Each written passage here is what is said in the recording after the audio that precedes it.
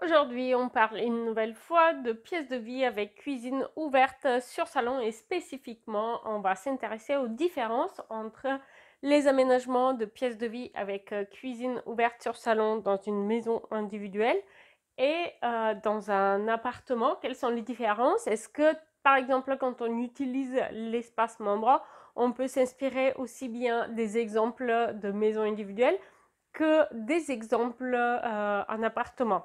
Alors oui et non à la fois, s'il y a beaucoup de similarités évidemment, il y a aussi des différences assez importantes que j'aimerais mettre en avant dans cette vidéo. Donc si vous avez un petit appartement, il sera difficile de s'inspirer d'un exemple de cuisine ouverte sur salon dans une maison individuelle familiale avec une pièce de vie spacieuse et vice versa.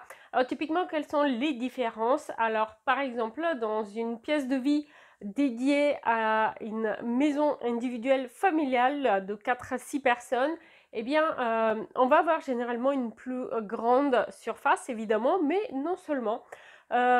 Souvent, on a par exemple un poêle à bois, il peut être au centre de la pièce ou à une extrémité, mais il va contribuer à l'aménagement de celle-ci et il va apporter une ambiance zen, mais aussi va nécessiter de l'espace. Donc la présence de poêle à bois est une première différence assez importante.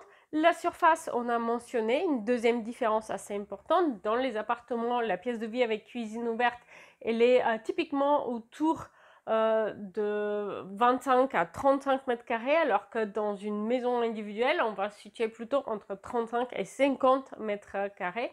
Et du coup, comme conséquence, eh bien, on peut différencier les typologies qu'on va rencontrer quand il s'agit de l'aménagement de la pièce de vie avec cuisine ouverte d'une maison familiale. On va plus souvent avoir, par exemple, un espace salle à manger et un coin repas dans la cuisine ouverte qui va souvent aussi jouer un rôle de séparation entre la cuisine ouverte et l'espace salle à manger.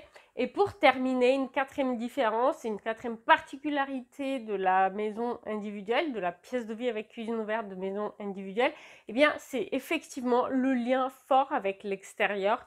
Dans de nombreux cas, on va avoir une terrasse, mais aussi une vue sur le jardin. Et donc, le fait d'être un rez-de-chaussée avec un jardin relativement spacieux, vert et avec végétation, à l'extérieur, eh bien, ça va apporter certaines qualités à la pièce de vie qu'on ne peut pas avoir dans un appartement.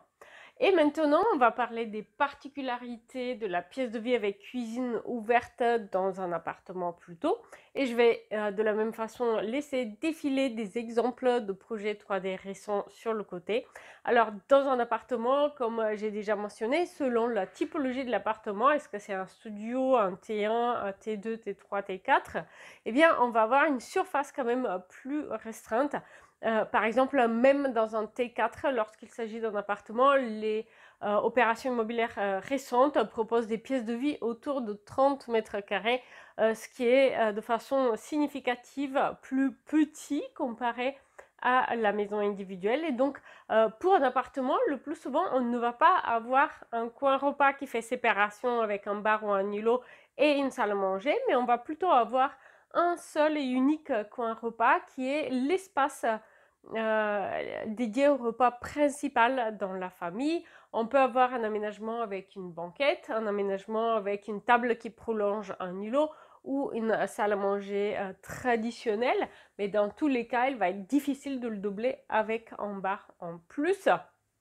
Et aussi en matière de typologie de la cuisine elle-même, si dans les maisons individuelles on a souvent des formes en U par exemple de la cuisine, et bien dans les appartements, compte tenu de la surface plus restreinte de la pièce de vie avec cuisine ouverte, la typologie de la cuisine elle va plutôt être en la cuisine droite ou alors une cuisine en L qui est ouverte, et donc dans le creux de ce L on va avoir notre coin repas. Le coin repas va être souvent sous la forme, je l'ai déjà mentionné, d'un îlot qui se prolonge en table, ou alors une table ronde qui se trouve particulièrement adaptée pour les cuisines en L, où elle va venir s'installer au centre.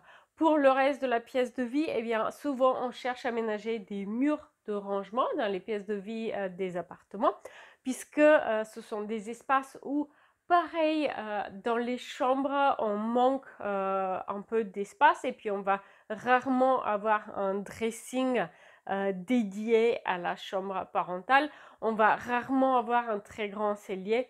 Et voilà pourquoi dans la pièce de vie, il reste très important de chercher des opportunités de rangement. Et voilà pourquoi les murs de rangement sont une solution assez intéressante. Et donc ces différences que je viens d'énumérer, eh bien vous allez les voir reflétées dans les exemples de projets d'aménagement que vous pouvez découvrir dans l'espace membre. Et vous allez voir comment, selon la typologie, est-ce qu'il s'agit d'un appartement récent ou d'une maison individuelle, on ne va pas chercher les mêmes solutions d'aménagement de la pièce de vie avec cuisine ouverte.